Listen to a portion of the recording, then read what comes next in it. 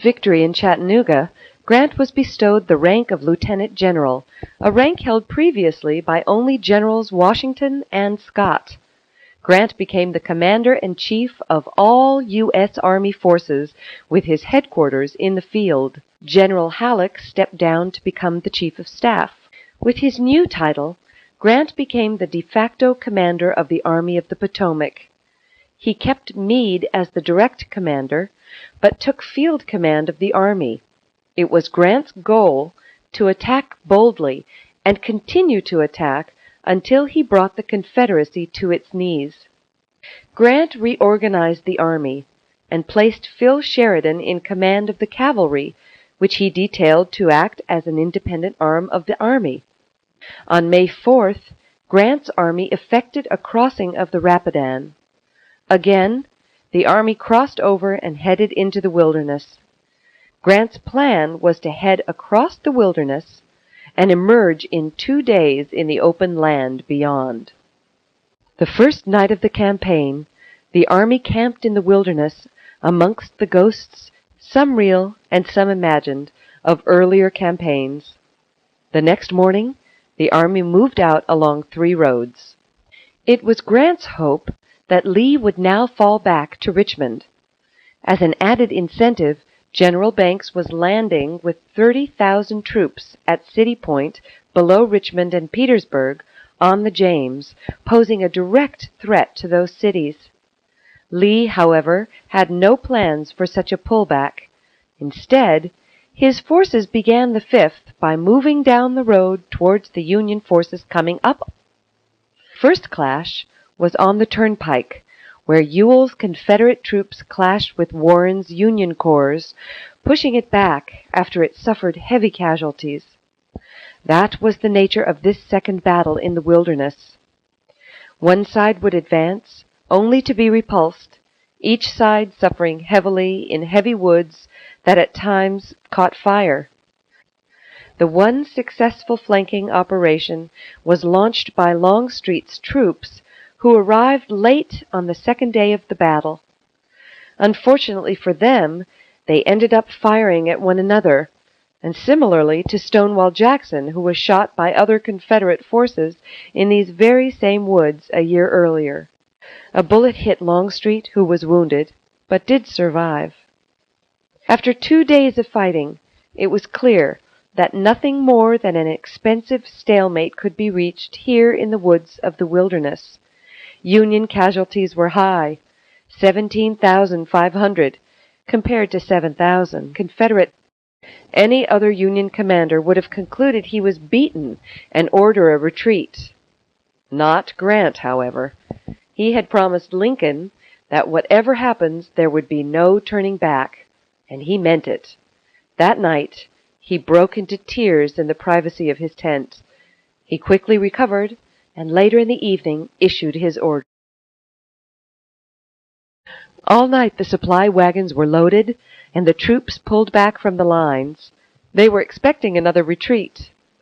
They began marching, but when it became clear that instead of heading back across the Rapidan, they were heading south, a cheer rose throughout the army. A veteran later remarked, "Our spirits rose, we marched free." The men began to sing, and that night we were happy. For the first time in the war, the Army of Potomac remained in the field after an initial battle.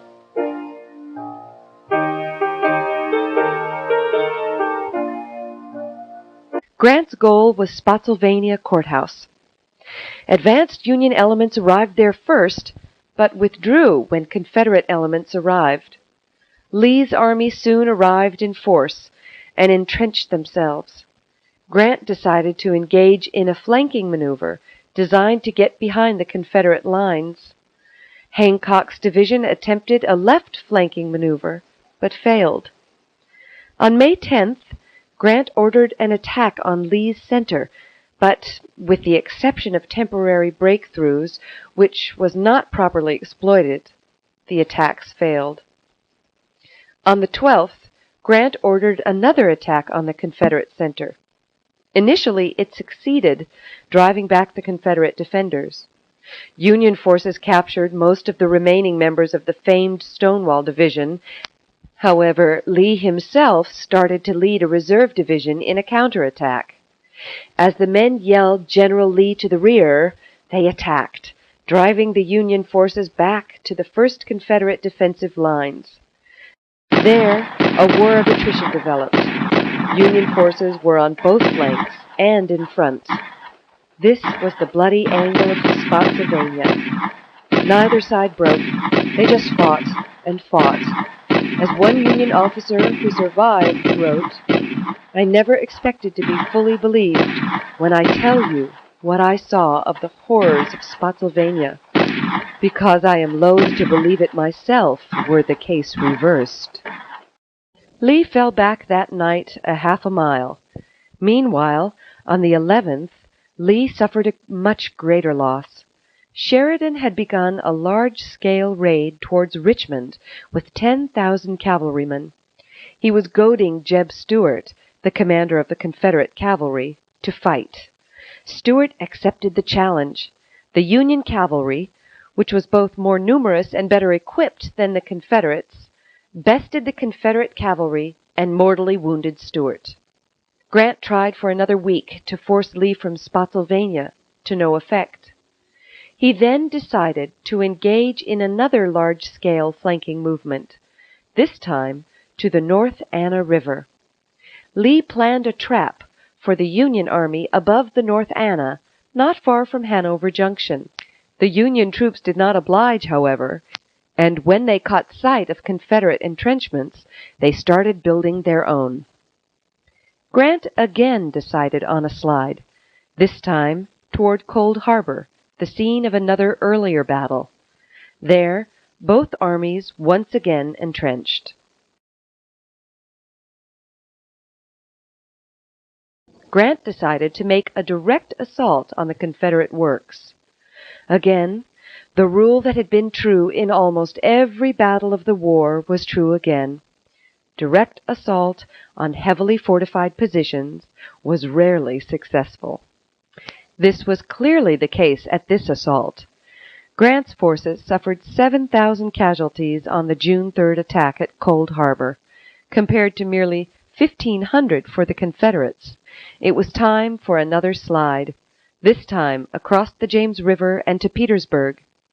Union engineers quickly built a half-mile pontoon bridge across the James, and Grant's forces were on to Petersburg.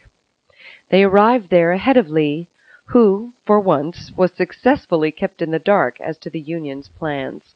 However, General Beauregard, charged with Confederate defenses of Petersburg, successfully held off a much larger Union force until Lee's army could arrive, thus setting the stage for the siege of Petersburg.